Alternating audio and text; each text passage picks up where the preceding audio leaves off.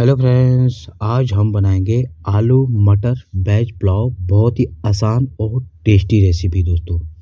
सबसे पहले मैं राइस ले रहा हूँ दोस्तों। ये नॉर्मल राइस है। इससे ना थोड़ी सी फ्रेगनेस बहुत ही कम रहती है और पुलाव का टेस्ट अच्छा आता है दोस्तों। ये देख सकते हैं। सबसे पहले आपने 2 से 3 बार इसको पानी से अच्छे से धो लेना है दोस्तों, ताकि इसमें डस्ट वगैरह लगी रहती है ना, वो अच्छे से साफ़ हो जाए। मैं कम से कम 3 से 4 पानी से धोया है उसको। फिर ये देख सकते हैं इसका कलर कैसा आ गया है। कम से कम 3 बार धोना पड़ेगा आपको। ये देख सकते हैं। अब मैंने इसको दे दी है रेस्ट और पानी में भिगोने के लिए रख दिए है। ये आलू लिए है, आलू को छील लिया था। इनको कट कैसे करना है दोस्तों। कटिंग हमेशा इम्पोर्टेंट रहती है दोस्तों। ये जो है ना थोड़े से बड़े पीसीज में, ताकि जब हम वेज पुलाव सर्व करें तो उसमें आलू सामने दिखे दोस्तों। ये देख सकते हैं। और इसको पानी में अच्छे से रख देंगे डीप करके। और ये मटर लिया है मैंने हरा वाला, जो कि फ्रेश है आजकल। और इसके साथ लूँगा थोड़ा सा ऑयल, कम से कम 1 सूप बोल। उसमें ऐड करूँगा शाही जीरा। खड़े मसाले में आएंगे जवित्री, स्टार, दालचीनी, तेज़पत्ता, बड़ी इलायची, छोटी इलायची, लौंग। ये बेसिक मसाले हैं दोस्तों, जो वेज पुलाव में डालेंगे ना तो आपकी एक बिरयानी वाला फ्लेवर आएगा दोस्तों। इसमें प्याज मैंने लिया है कम से कम आधा किलो से थोड़ा सा ज़्यादा, स्लाइसिस में कट करा हुआ है। और इसको मैंने अच्छे से लच्छे निकाल लिए इसके, ताकि आसानी से पक सके दोस्तों।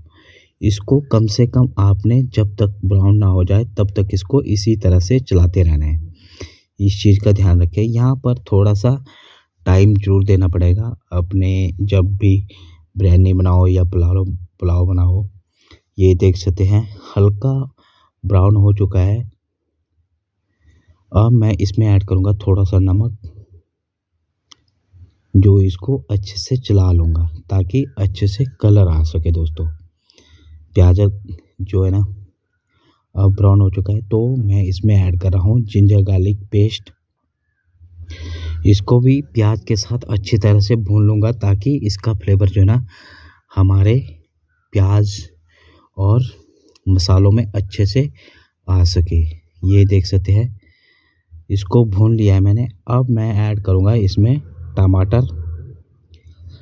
टमाटर इसलिए ऐड किया जाता है दोस्तों, हल्का सा खटास रहे हमारी बिरयानी में, इसलिए इसको ऐड करना बहुत ज़रूरी है। टाइम बहुत है आपके पास अभी, तो अच्छे से भून ले सकते हैं। हल्दी ली है, गरम मसाला लिया है, किचन किंग लिया है, थोड़ी सी देगी मिर्च चाहिए आपको, और ये आ गया कस्तूरी मेथी, और ये जीरा पाउडर, हरी मिर्ची 3 से 4, और इसके साथ आएगा धनिया। ये बेसिक मसाले हैं, इनको ज़रूर ऐड करिएगा। आपका जो पुलाव है ना बहुत ही टेस्टी और बहुत ही स्वादिष्ट बनने वाला है। अब इसको थोड़ा सा यहाँ पर 3 से 4 मिनट अच्छे से पकने देना है, ताकि हमारा मसाले वगैरह ना अच्छे से पक जाए।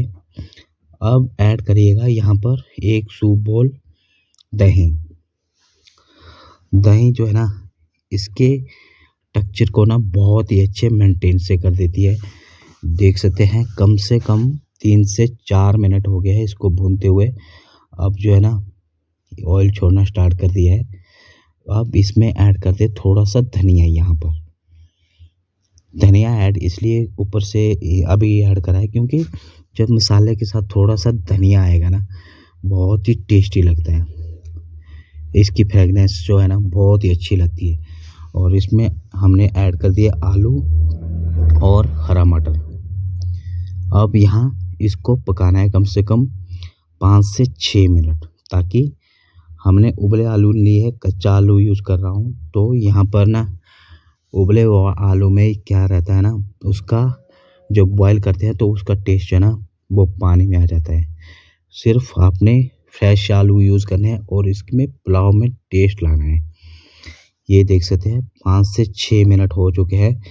ये 70 टू 80% जो है ना कुक हो चुके हैं हमारे आलू। अब यहाँ पर पानी ऐड करना है सबसे पहले। ऑथेंटिक तरीका बता रहा हूँ दोस्तों, ताकि आप इजीली बना सके वेज पुलाव घर पे और अपने घर वालों के साथ रेस्टोरेंट और होटलों का टेस्ट ला सके।